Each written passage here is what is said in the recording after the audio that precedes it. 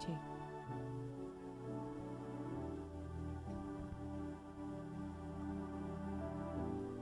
Shalom Bapak Ibu Saudara yang dikasihi oleh Tuhan. Shalom. Apa kabarnya semuanya? Luar biasa, puji Tuhan. Saya percaya kita semua dalam keadaan luar biasa karena kita punya Allah yang dahsyat. Demikian juga jemaat Tuhan yang di rumah yang beribadah secara online. Percaya bahwa hadirat Tuhan juga hadir di rumah-rumah jemaat Tuhan GSCI PT Elohim. Mari kita siapkan hati kita untuk diam di hadirat Tuhan. Kita mau menyembah Tuhan, kita mau memuji Tuhan, meninggikan namanya melalui pujian dan penyembahan kita. Haleluya Tuhan. Penuhi hati kami Tuhan dengan hadir-Mu. Puaskan setiap hati kami dengan lawatan-Mu Bapa. Kami ingin selalu menyembah Tuhan. Kami ingin memberikan penyembahan terbaik kami Tuhan. Karena hanya itu yang dapat kami berikan ya Bapa. Terima kasih Tuhan. Haleluya. Penuhi hatiku dengan hadir-Mu.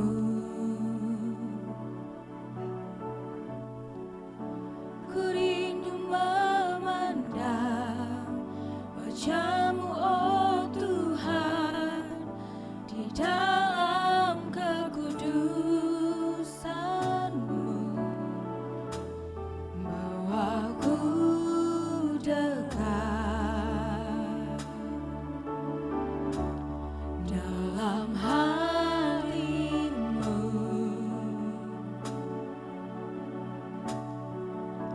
Ku rindu mendengar suara-Mu oh Tuhan, di tempat kudus-Mu sekarang. Ku rasakan kasih-Mu dan indahnya kekudusan-Mu. Penuhi dengan kasih-Mu, diam di hadirat-Mu. Ku mengangkat tanganku dan ku bersyukur menyembah-Mu. Penuhi dengan kasih-Mu,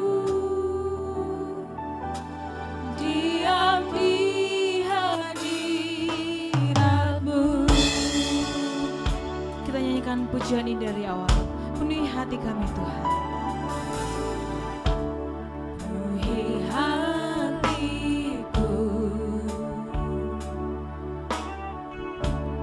dengan hadir-Mu.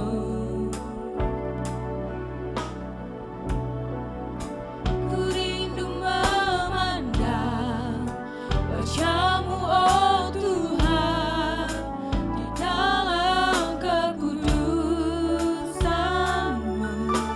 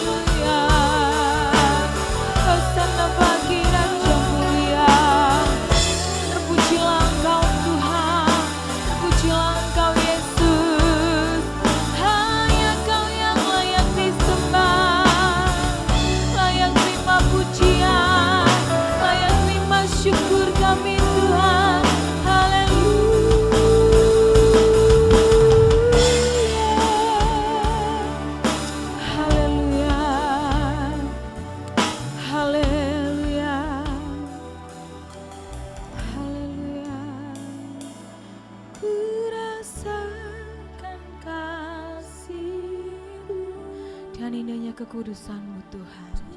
Indahnya kekudusan-Mu, penuhi dengan kasih-Mu. Diam di hadirat-Mu. Mari angkat tangan kita, tanda penyembahan kita kepada Tuhan. Yes Lord. Dan kami bersyukur punya Allah seperti Engkau Tuhan. Dan ku bersyukur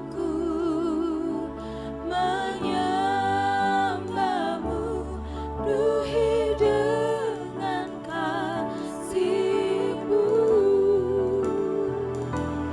Diam di hadirat-Mu.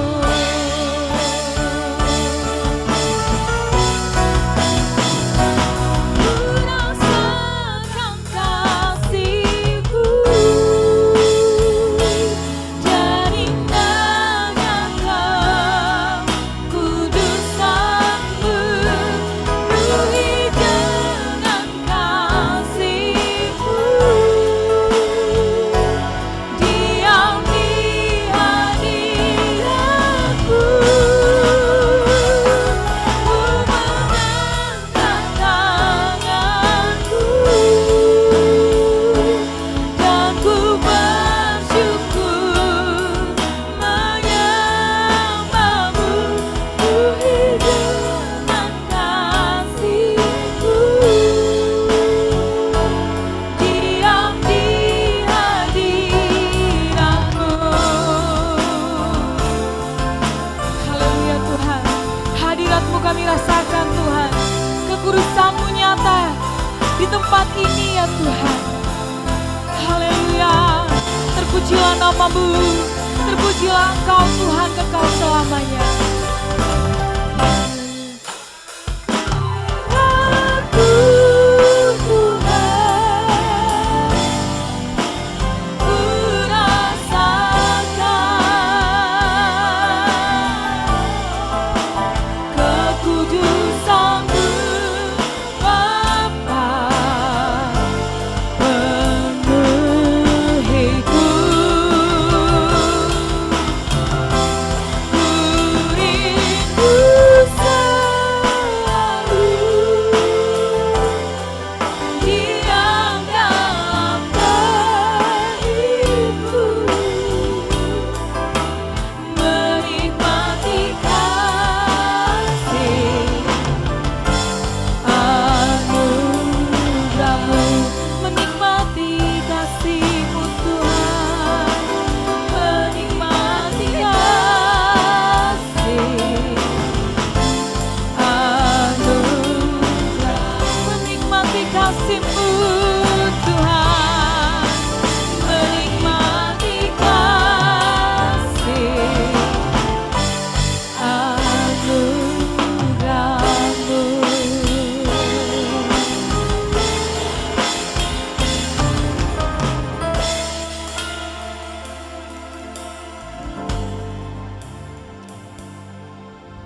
Kami mengangkat tangan kami saat pada pagi hari ini Tuhan. Mengucap syukur buat kebaikan Tuhan, buat cinta kasih Tuhan, anugerah yang sudah Tuhan berikan di sepanjang kehidupan kami. Karena hanya Engkau yang layak kami puji dan kami tinggikan Tuhan.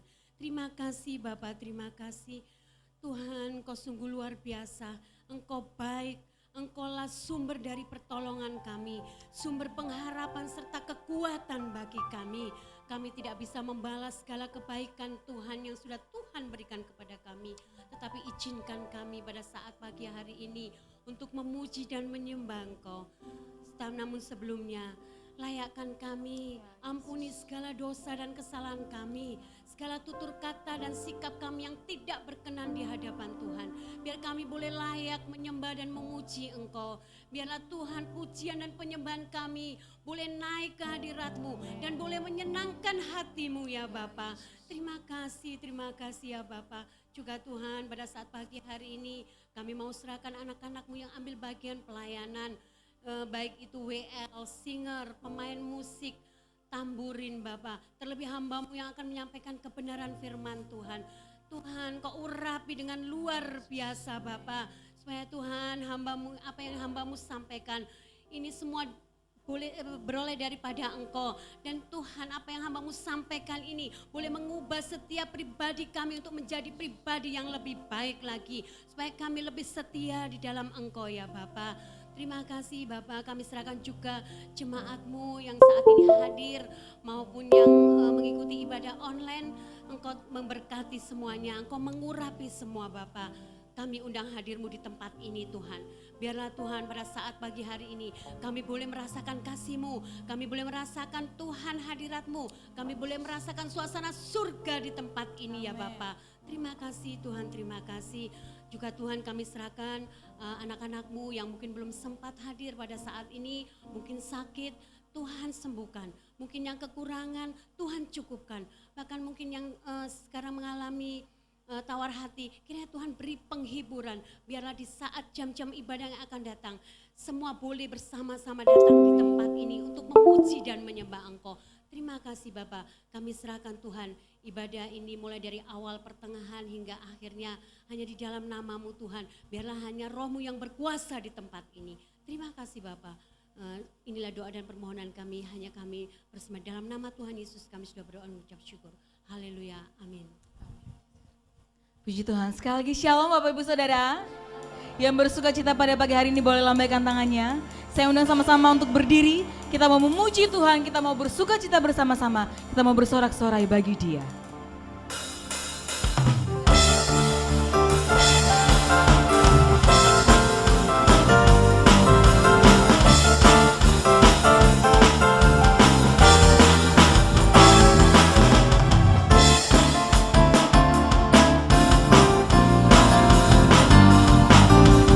Bersorak-sorai hai umat Tuhan, puji dan mulialah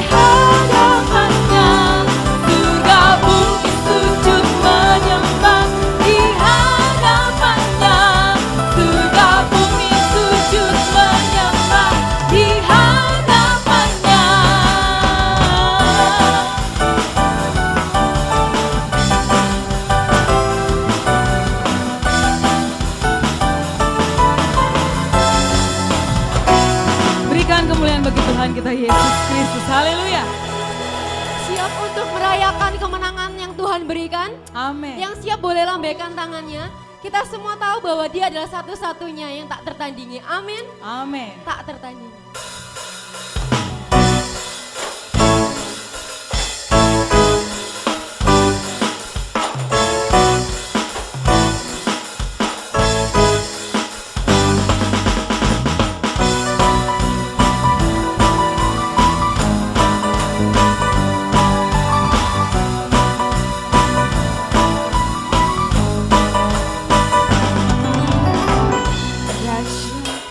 Pada siapa kau bandingkan perbuatannya yang heran? Tak ada kerajaannya yang terbesar, tak akan tergoyahkan. Semua musuh gemetar mendengar namamu Tuhan, seorang kemenangan. Sungguh tak tertandingi, tak ada yang setara denganmu. Hanya Yesus Tuhanlah yang terhebat, jauh melebihi dari penguasa di dunia. Kerajaanmu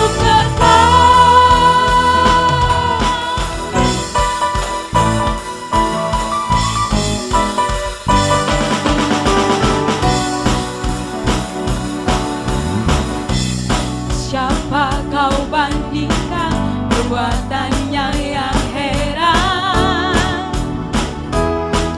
Tak ada kerajaannya yang terbesar, tak akan tergoyahkan.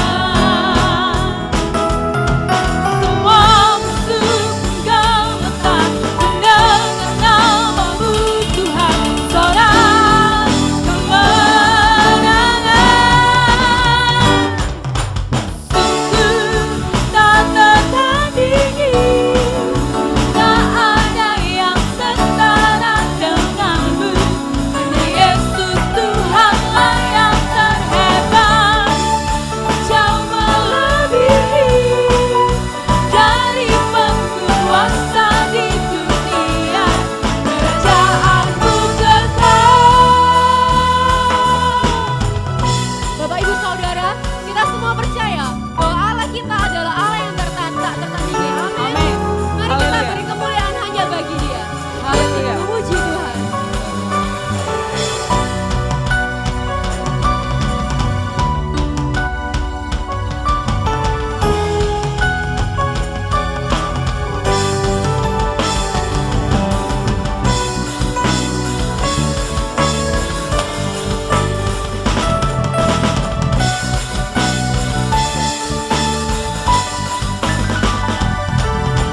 Sungguh tak tertandingi, tak ada yang setara denganmu.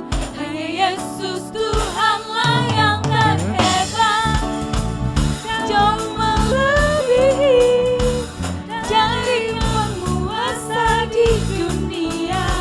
Kerajaanmu sungguh tak tertandingi, tak ada yang setara denganmu.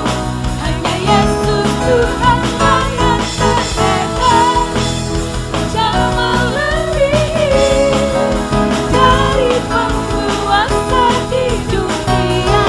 Kerajaanmu kekal.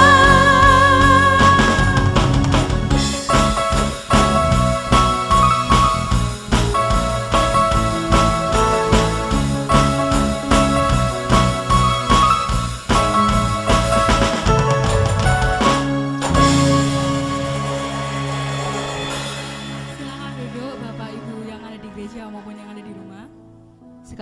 Silakan duduk Bapak Ibu.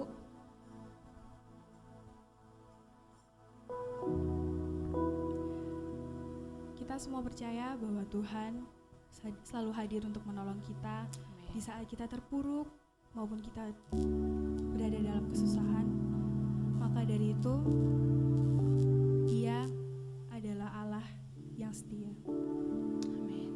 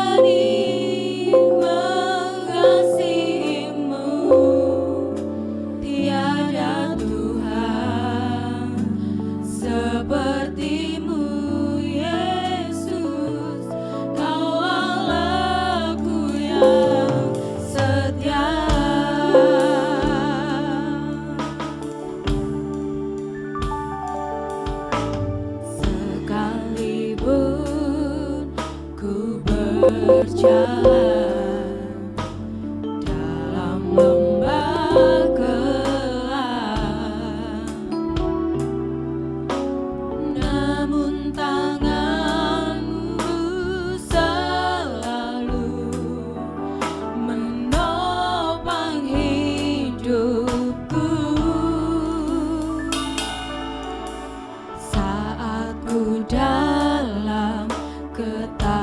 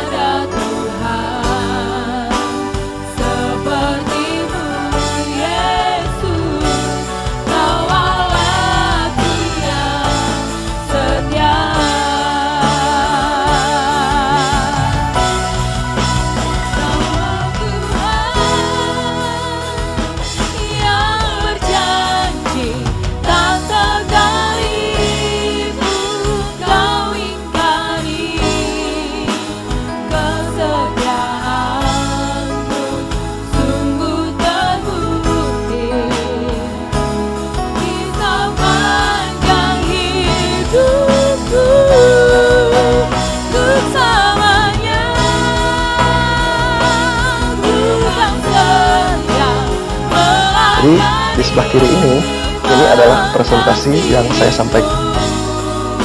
Tiada Tuhan seperti-Mu Yesus, Kau Allahku yang setia.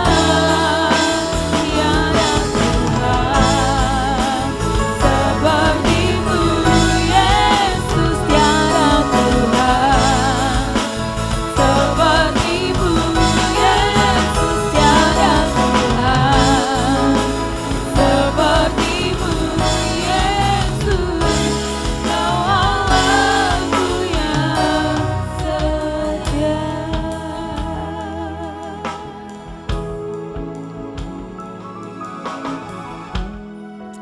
Terima kasih Tuhan Yesus. Kami menyadari bahwa Engkaulah pusat penyembahan kami. Kami mengucap syukur bahwa Engkau adalah Tuhan dalam hidup kami yang senantiasa setia di dalam segala keadaan. Tuhan, biarlah kami pada saat ini memahami dengan sepenuhnya apa yang kami percayai dan kami bertindak sesuai dengan apa yang kami yakini.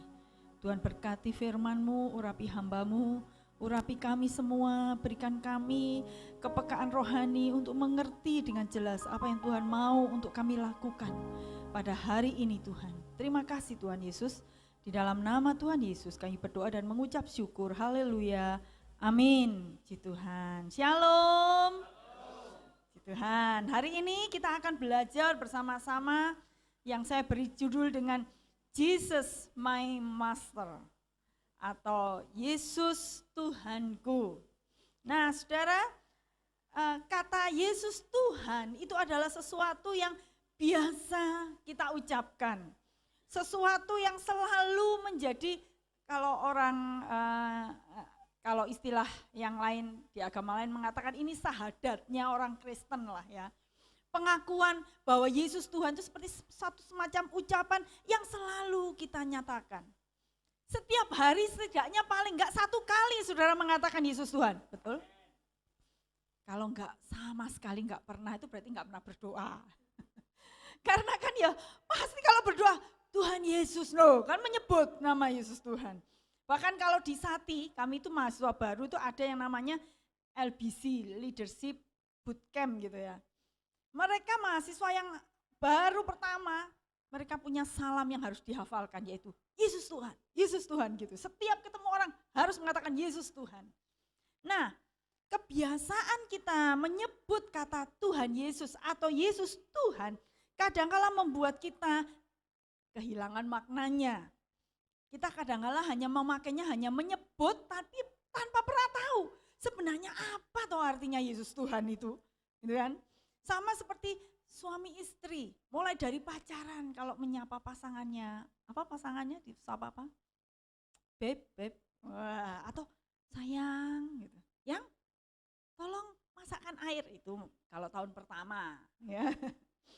Atau honey, wah, panggilan yang manis, panggilan sayang. Tapi kalau setiap hari diucapkan lama-lama lupa apa arti kata sayang gitu tuh sudah beda.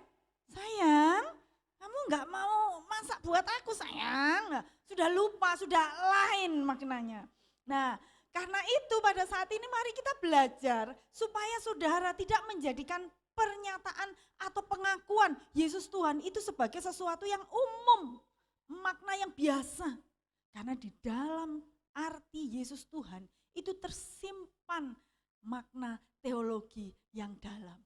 Dan itu membuat kita harus menyadari bahwa pada saat kita mengaku Yesus Tuhan, maka sebenarnya kita harus mengaku bahwa Dia berkuasa atas hidup kita. Dialah yang menjadi Tuhan atas hidup kita. Hal inilah yang akan kita pelajari bersama-sama. Nah saudara, kata Tuhan atau sebenarnya bisa diklik selanjutnya. Kata Tuhan atau kurios ini sebenarnya adalah satu ucapan yang menjadi pernyataan yang waktu itu diucapkan secara langsung untuk setiap orang yang pertama kali menjadi Kristen. Roma 10 ayat 9 ya. Mari kita akan baca bersama-sama Roma 10 ayat 9, saudara di situ. Roma 10 ayat yang ke-9. Kita akan baca bersama-sama ya. 2, 3. Sebab jika kamu mengaku dengan mulutmu bahwa Yesus adalah Tuhan dan percaya dalam hatimu bahwa Allah telah membangkitkan Dia dari antara orang mati, maka kamu akan diselamatkan.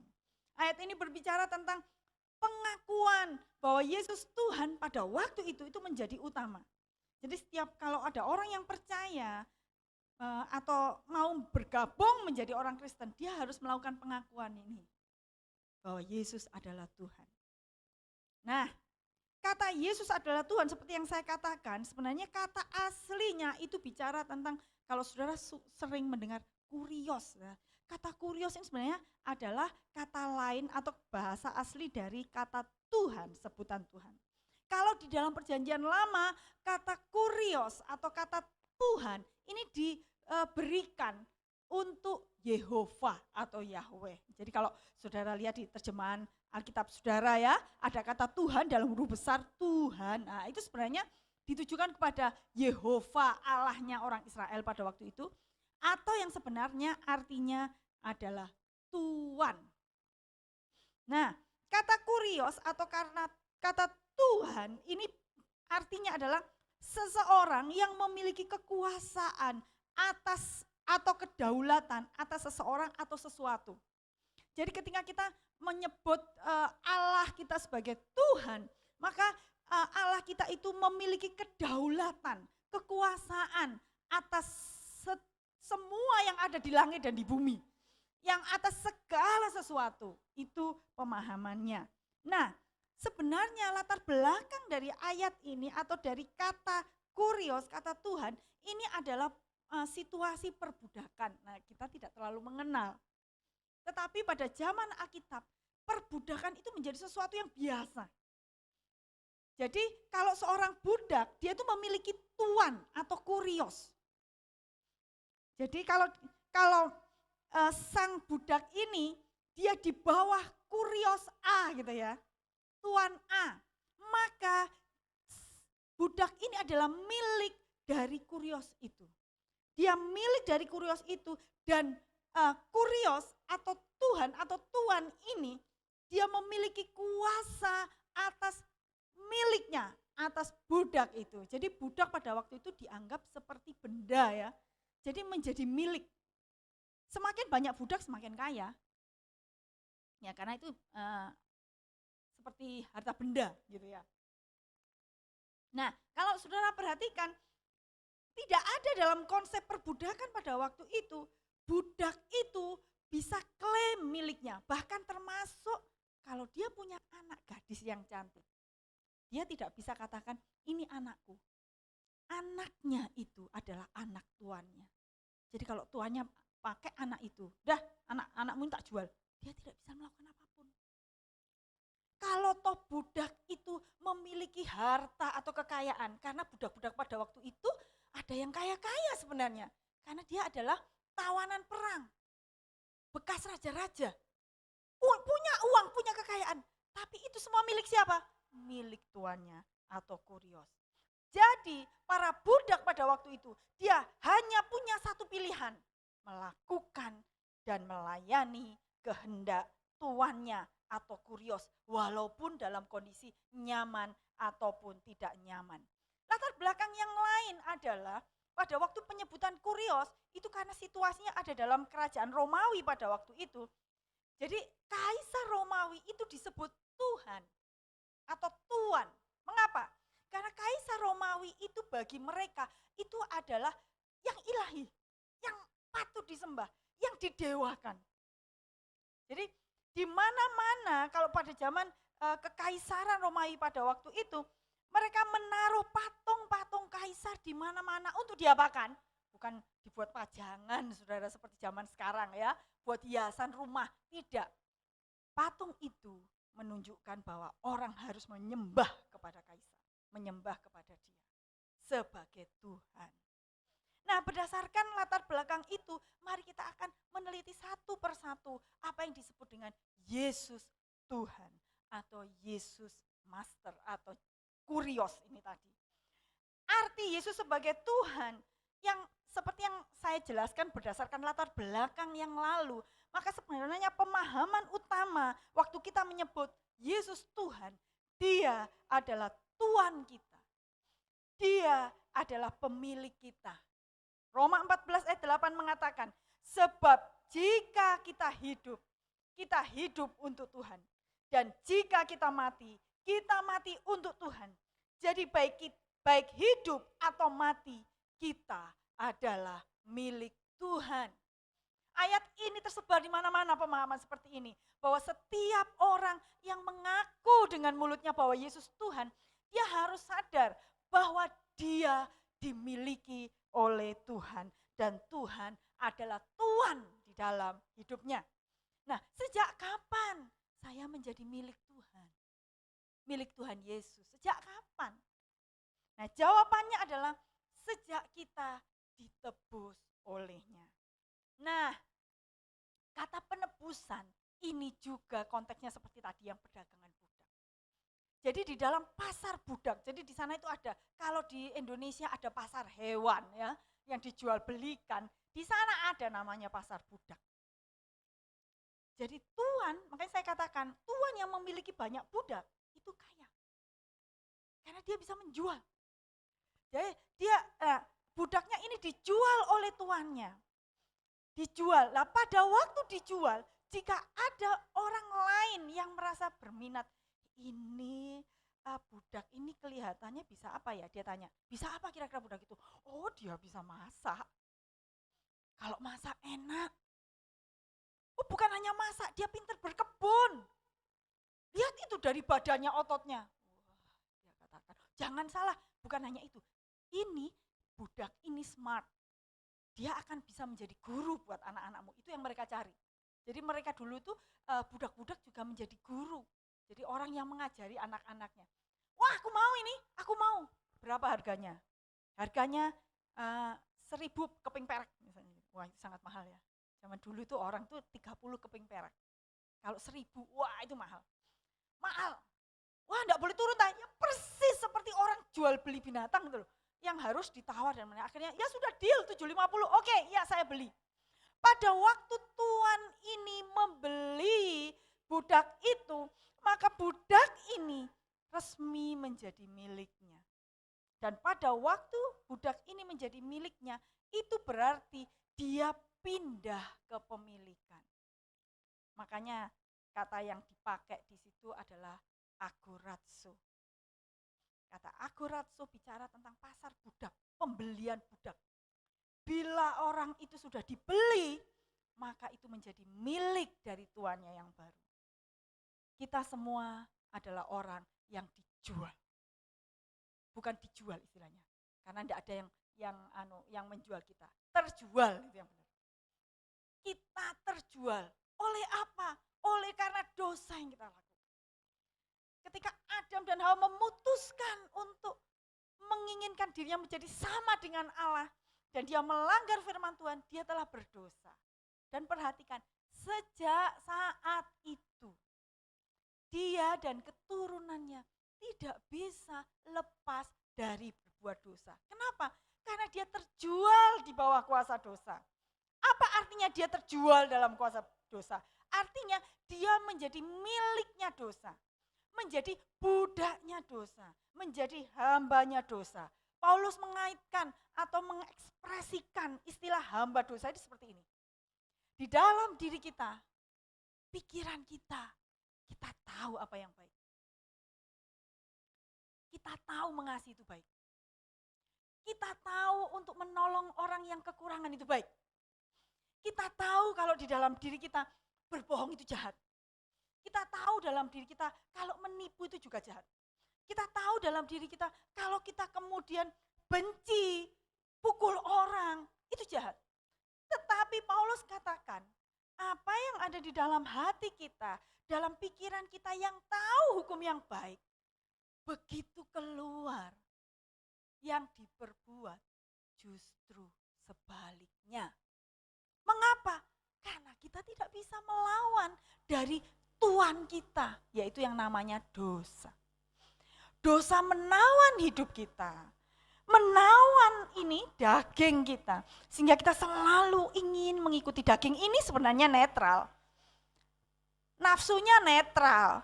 Nafsu makan, nafsu ingin menjadi yang lebih baik itu netral kan ya. Nafsu seksual juga netral. Tapi begitu dosa masuk, sesuatu yang netral, yang kemudian di dalam tubuh yang lemah ini menjadi cenderung jahat. Begitu punya kecenderungan jahat dan dia tidak bisa menolak ketika dosa mengatakan, kamu jalan ke sana. Di situ tuh loh ada cewek cantik sana. Ya kayak istilahnya kayak apa ya?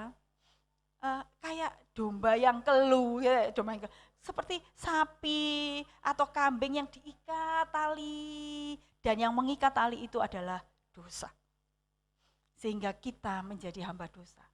Tapi sejak kita ditebus, sejak kita mengatakan, Tuhan, aku ini kok tahu ya, sadar, ternyata saya tidak bisa melepaskan dari kuasa dosa. Aku selalu semata-mata ingin melakukan yang jahat. Tuhan tolong aku, ampuni aku Tuhan. Dan Tuhan yang telah membayar lunas. Bayarannya apa saudara? Ingat, karena ini konteksnya perbudakan ya, pembelian di pasar budak. Itu memang dilakukan, karena itu budaya pada waktu itu dan memang Tuhan praktekkan gitu. Pada waktu dia mengatakan aku menebus orang ini, itu kan harus bayar. Bayarnya apa? Dengan kematiannya sendiri atau nyawanya sendiri. Makanya kan ada pujian yang mengatakan bahwa bukan dengan barang fana, bukan dengan harga yang murah, kita telah dibeli. Apa artinya dibeli? Artinya bahwa kita telah ditebus, diganti pemilikan, dibayar dengan darah yang mahal, nyawanya. Nah, gimana Tuhan Yesus bayarnya kayak apa? Apa dosa bisa menerima pembayaran? Iya, bisa. Dengan cara apa? Dosa itu pembayarannya adalah dengan kematian. Karena dosa berakibat kematian. Pada waktu kematiannya itu dibayarkan, maka dosa tidak punya hak lagi atas jiwa dan hidup kita. Artinya, sejak saudara percaya kepada Tuhan Yesus sebagai Tuhan saudara, maka itu berarti kita tidak lagi menjadi hamba dosa karena sudah dibayar lunas oleh Tuhan Yesus dengan kematiannya. Kita tidak perlu membayar dengan kematian kita. Dan kalau toh saudara mau membayar dengan kematian saudara, enggak iso, enggak nutut. Kenapa enggak nutut? Karena saudara orang berdosa. Orang berdosa bayar dosanya, orang iso. Enggak ada itu. Enggak ada pada zaman dulu ya, misalnya ada budak yang kaya. Dia lihat itu istriku juga jadi budak, wes tak bayari. Aku kan punya kekayaan, tak bayari supaya istriku bisa bebas. Enggak bisa. Dimanapun budak ya tetap budak. Dia enggak bisa membayari budak yang lain. Kalau saudara berdosa, saudara mati 5 kali. Seandainya ya, nyawa saudara bisa dibuat sampai 100 kali pun. Saudara tetap tidak bisa menebus diri saudara sendiri. Karena saudara budak dosa. Yang bisa adalah orang yang tidak pernah melakukan dosa. Artinya dia adalah tuan. Dia bukan budak. Siapa itu? Ya hanya Tuhan Yesus. Allah sendiri yang bisa turun ke dalam dunia. Kalau Allah turun ke dalam dunia, dia menjadi manusia tapi dia tahu bahwa melakukan dosa itu jahat. Jadi dia benar-benar melakukan dengan taat. Firman Allah katakan bahwa Yesus menjalani hariannya dengan ketaatan penuh dan tidak ada pernah melakukan dosa. Jadi pada waktu dia mati sebagai apa? Bukan mati untuk membayar dosanya karena Tuhan tidak berdosa. Tapi Yesus mati karena dia harus membayar tebusan buat saudara dan saya. Kalau dia sudah membayar saudara, sekarang saudara miliknya siapa? Itu namanya agorazo. Saudara ganti kepemilikan, saudara bukan lagi hambanya dosa, tapi saudara menjadi hamba Tuhan. Jadi kata hamba Tuhan sebenarnya bukan hanya diterapkan kepada pendeta. Saudara ini juga hamba Tuhan. jawil ke istrinya yang ada di sebelahnya atau temannya. Engkau adalah hamba Tuhan. Ya, ayo ngomong. Nah, sekarang kalau kita menjadi milik Tuhan, sekarang apa implikasinya atau apa dampaknya? Kalau dia adalah pemilik kita, berarti Tuhan kita bukan lagi dosa. Nah, kalau ada orang yang masih mengikuti, Paulus katakan, mengikuti keinginan dagingnya yang berdosa, pingine enak, pingine dihargai, akhirnya marah, akhirnya pukul orang, akhirnya berbohong, akhirnya menipu, akhirnya mencuri, akhirnya kemudian menjadi orang yang dendam, atau apapun.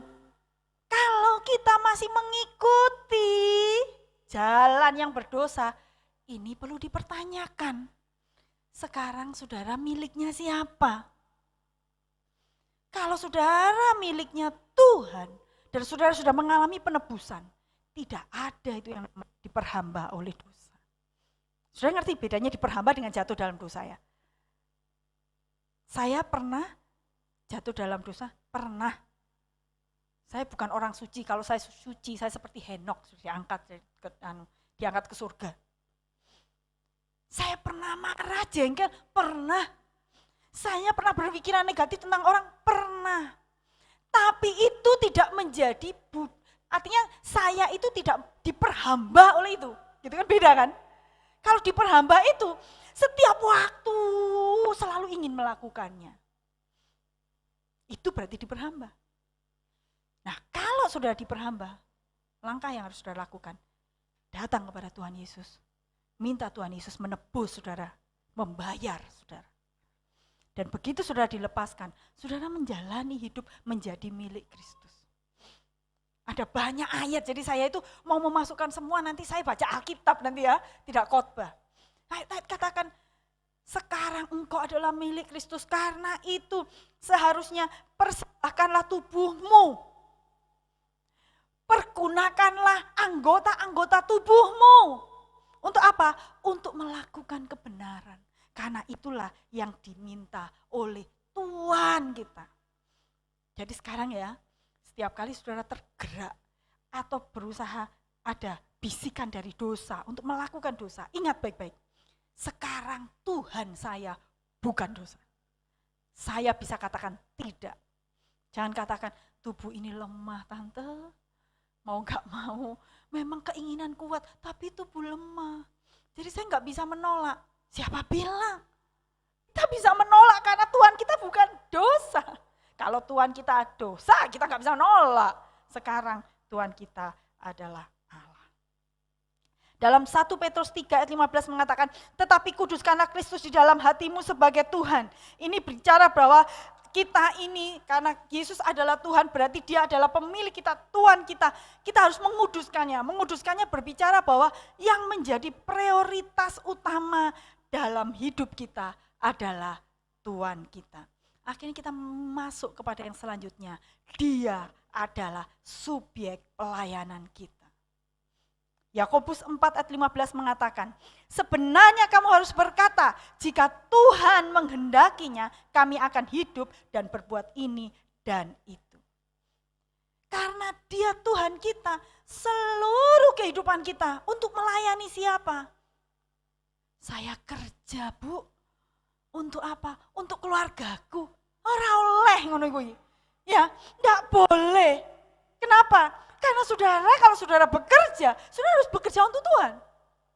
Itu Tuhan saudara. Jadi konsep ketika kita bicara bahwa Yesus Tuhan, itu bicara kalau saya bekerja, saya bekerja untuk Tuhan. Saya sekolah tante, supaya saya nanti berhasil. Supaya nanti saya bisa menyenangkan orang tua. Itu juga salah. Karena saudara sekolah untuk Tuhan saudara, Tuhan. Makanya di dalam ayat Yakobus tadi katakan, jadi saudara harus ngomong nih, saya bisa melakukan ini kalau Tuhan menghendaki. Gitu, jadi karena dia Tuhan, maka segala sesuatu yang kita lakukan harus sesuai dengan kehendak Tuhan. Kudu sakarepe dhewe, bukan sak maunya sendiri. Karepe dhewe, segala sesuatu diatur dhewe, duitnya diatur dhewe. Keluarga diatur sendiri, pekerjaan diatur sendiri, pendidikan diatur sendiri.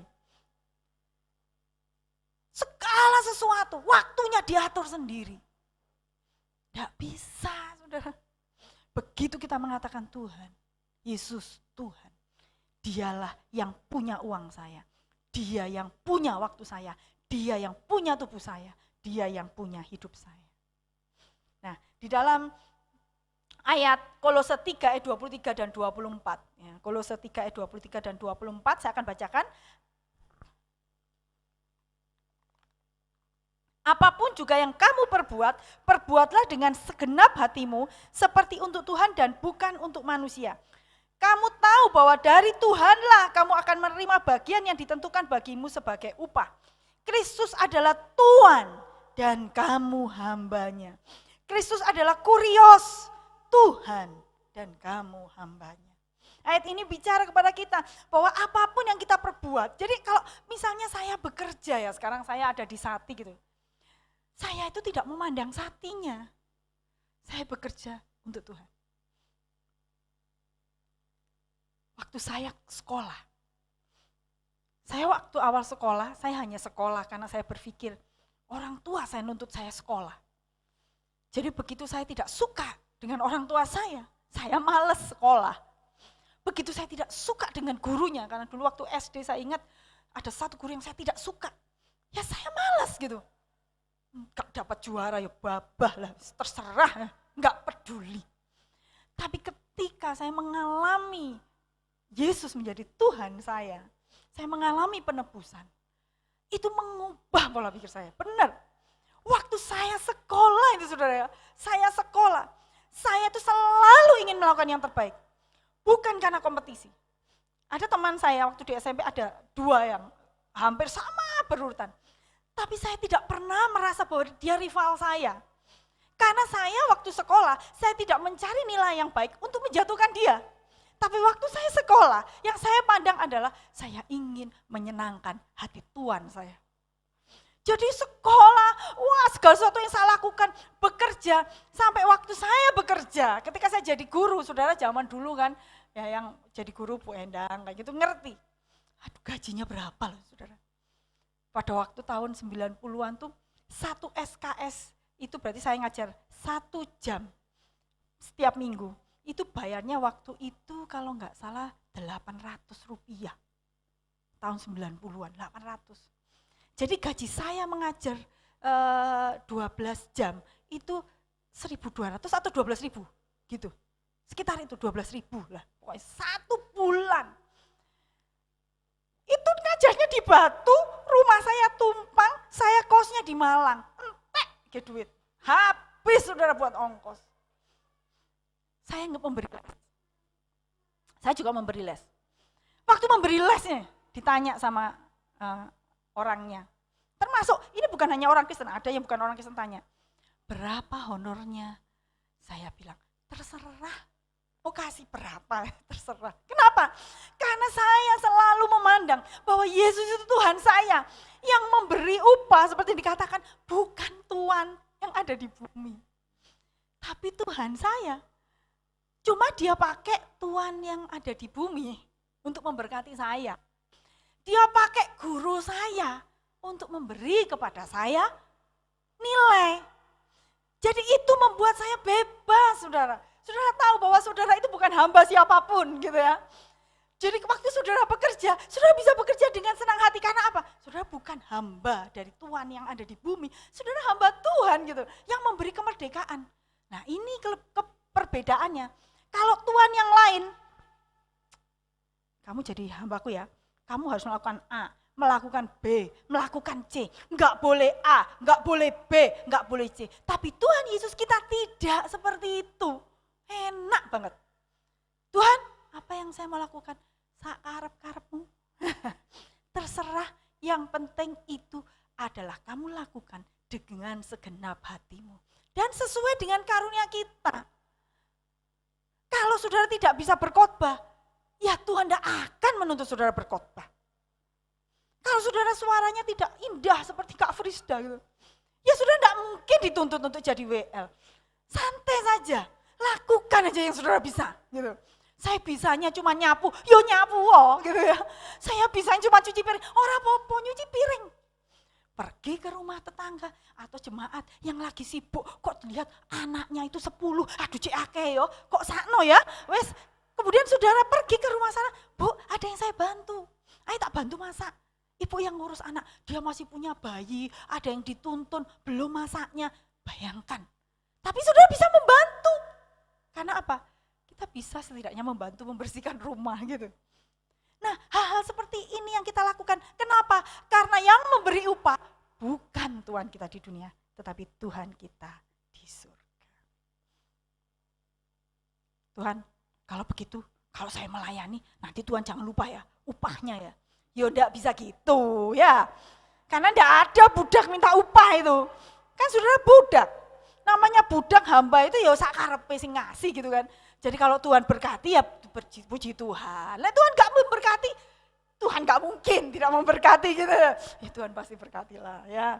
Yang terakhir saudara, dalam pemahaman ketika kita bicara tentang Yesus Tuhan, Dia adalah objek penyembahan kita. Filipi 2 ayat 9 sampai 11. Saya akan membacakannya, Filipi 2 ayat 9 sampai 11. Itulah sebabnya Allah sangat meninggikan Dia dan mengaruniakan kepadanya nama di atas segala nama.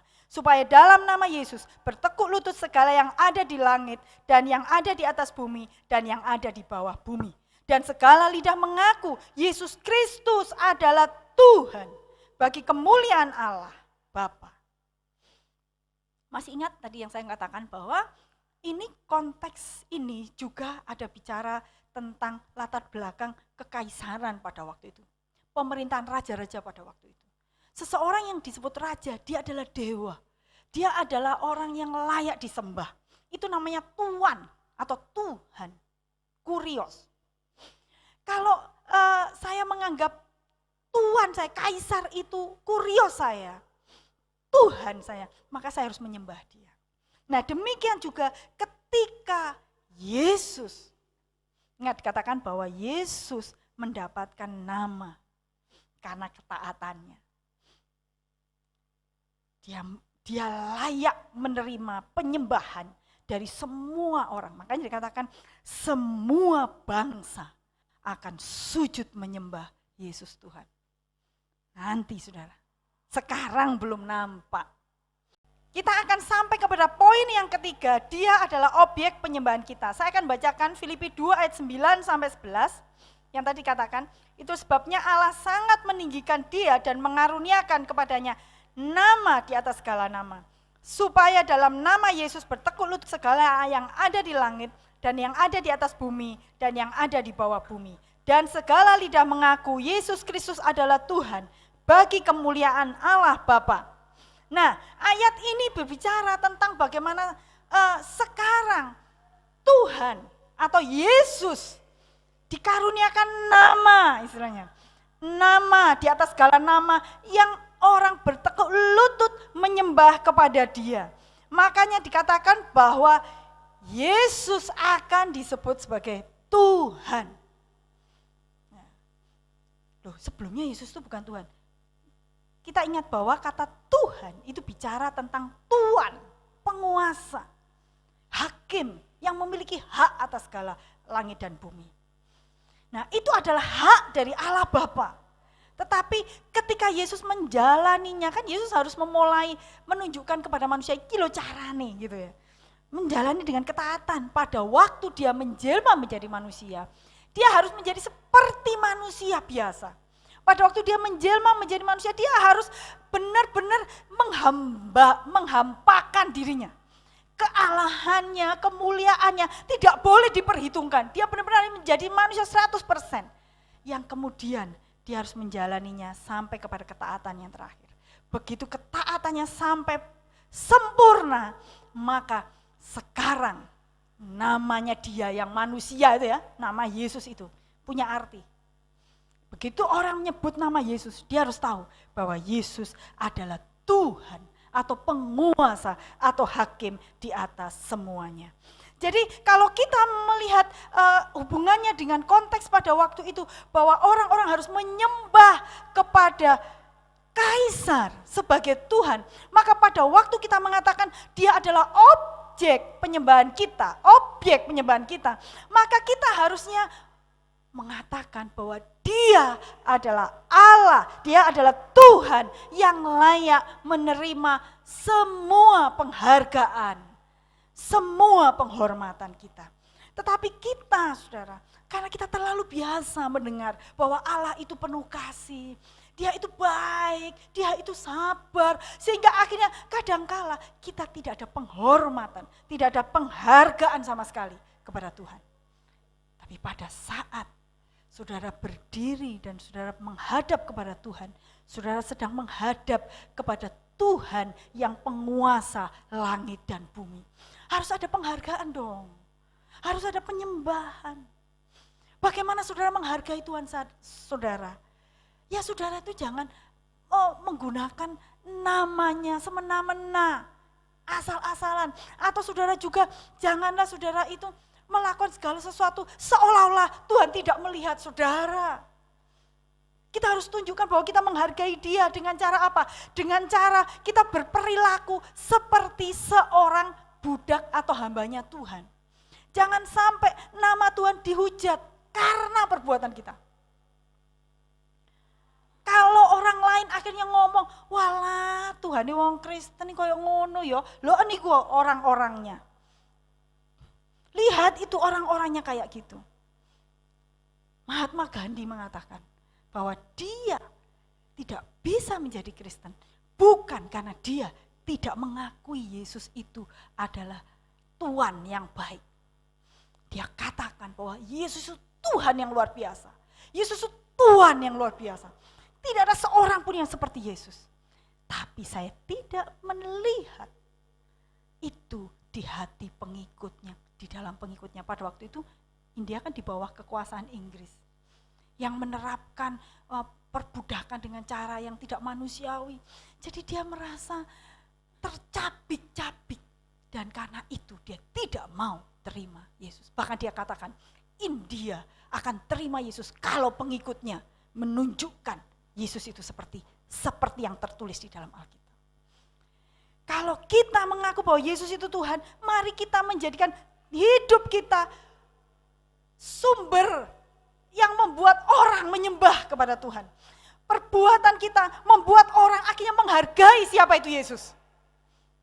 Terkagum-kagum. Karena apa? Lihat dari kehidupan kita.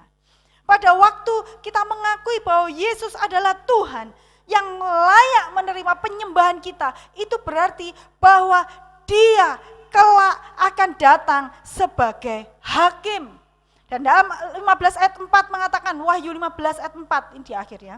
Siapakah yang tidak takut ya Tuhan dan yang tidak memuliakan namamu? Sebab engkau saja yang kudus, karena semua bangsa akan datang dan sujud menyembah engkau. Sebab telah nyata kebenaran segala penghakimanmu. Jadi ketika kita mengatakan Yesus Tuhan, maka kita tidak hanya menyembah dia, menjadikan dia adalah objek penyembahan kita, tapi kita juga harus menyadari bahwa waktu kita menyembah dia, menjadikan dia Tuhan yang ilahi, maka kita harus menyadari bahwa kita nanti akan tunduk di bawah penghakiman Allah. Bukan hanya kita, seluruh dunia ada di bawah hukuman atau di bawah penghakiman Yesus Kristus. Karena itulah dikatakan dalam Roma 14 ayat 11 sampai 12, diklik selanjutnya. Roma 14 ayat 11 12 mengatakan bahwa karena kita nanti semua bertekuk lutut di hadapan Tuhan, kita akan menghadap Tuhan.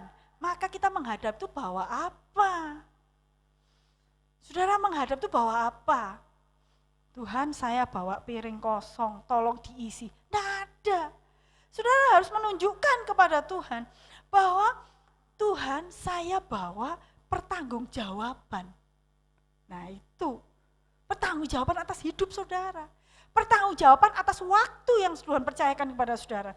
Pertanggungjawaban atas uang, harta, kekayaan yang dipercayakan kepada saudara. Pertanggungjawaban atas tubuh saudara. Ada orang yang tidak mencintai tubuhnya. mabuk-mabukan. Supaya apa? Supaya tubuhnya hancur lebur. Nanti itu di atas, nanti waktu kita sampai kepada penghakiman, Tuhan akan tanya, untuk apa kamu gunakan tubuhmu? Kita sudah diberi karunia keluarga, lah kok bisa kemudian anaknya dibiarkan sampai tidak terdidik? Loh, itu kepercayaan loh. Itu anugerah. Ya itu nanti kita bertanggung jawabkan di hadapan Tuhan. Tuhan, saya dikarunia anak 2 loh Tuhan. Ini saya bertanggung jawabkan di hadapan Tuhan. Ingat bahwa nanti kita harus mengakui di hadapan Tuhan bahwa Tuhan Yesus adalah Tuhan di atas langit dan bumi. Dan kita harus membawa pertanggungjawaban kita kepada Tuhan. Saya ulangi sekali lagi. Ketika kita mengaku bahwa Yesus adalah Tuhan, Dia adalah Tuhan dan pemilik kita. Dan kita adalah budak atau hambanya. Ketika kita mengaku Yesus adalah Tuhan, Dialah yang menjadi sumber, subjek pelayanan kita. Bukan kita yang minta dilayani, tapi Tuhan yang harus dilayani. Dan ketika kita mengaku Yesus adalah Tuhan, Dialah adalah objek penyembahan kita. Kita menyembah kepada siapa? Kepada Yesus yang satu-satunya Tuhan yang nanti akan menghakimi dunia ini. Dan kita harus mempertanggungjawabkan seluruhnya di hadapan Tuhan. Mari kita bangkit berdiri, kita nyanyikan pujian, Engkaulah Tuhan, Engkaulah Raja, berdaulat atas hidupku. Dan mari kita izinkan Yesus Kristus menjadi Tuhan atas hidup kita. Ku rindu setiap waktu hidupi kebenaran-Mu.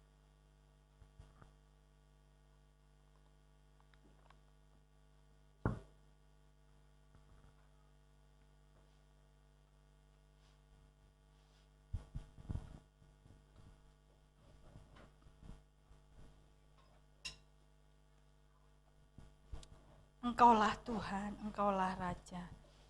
Kita ingin setiap waktu kita akan merindu agar kita menghidupi kebenaran firman Tuhan. Hari ini saudara belajar satu kebenaran teologi yang luar biasa di dalam Alkitab. Bahwa Yesus adalah Tuhan, saudara.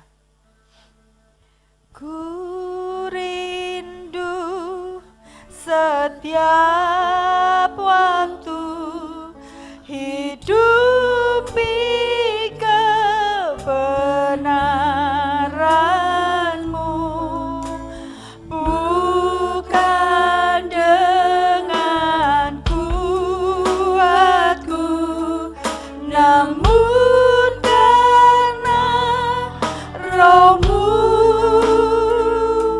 Yesuslah yang ku pegang teguh. Ku rindu setiap waktu hidupi kebenaran-Mu. Ku rindu setiap waktu hidupi kebenaran-Mu, bukan dengan kuatku, namun karena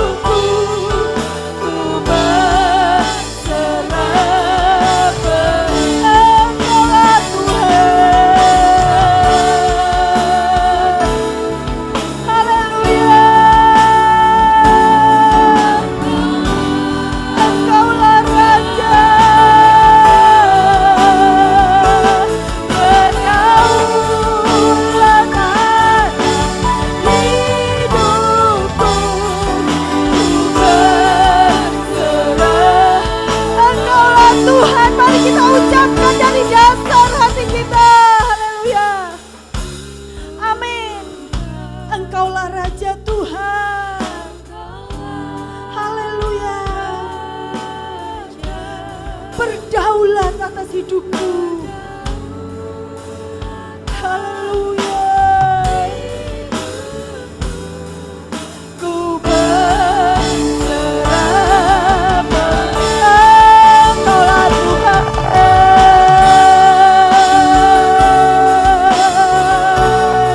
Haleluya. Engkaulah yang kami sembah. Haleluya. Engkau berdaulat atas hidupku. Hidupku ku berserah penuh. Mari kita akan menyembah Yesus Tuhan. Yesus yang layak menerima penyembahan saudara. Yesus yang layak menerima penghormatan kita, penghargaan yang setinggi-tingginya. Yesus, Engkau Tuhan. Engkaulah yang kami sembah. Engkaulah yang kami hormati. Haleluya. Segala kemuliaan bagi-Mu Tuhan. Diberkatilah Engkau, nama di atas segala nama, Yesus Kristus Tuhan, yang layak terima penyembahan kami, yang berdaulat atas hidup kami. Terima kasih Tuhan. Engkaulah Tuhan, Engkaulah Raja, berdaulat atas hidupku. Ku berserah penuh. Engkaulah Tuhan, Engkaulah Tuhan. Mari angkat tanganmu di hadapan Yesus yang adalah Tuhan, saudara. Yesus yang adalah Tuhan, saudara. Berdaulat atas hidupku. Ku berserah penuh. Berdaulat atas hidupku. Berdaulat atas hidupku. Ku berserah penuh. Kiranya pada hari ini Tuhan, mata rohani kami dicelikkan, bahwa ketika kami mengaku Yesus adalah Tuhan, maka Engkau adalah pemilik kami satu-satunya.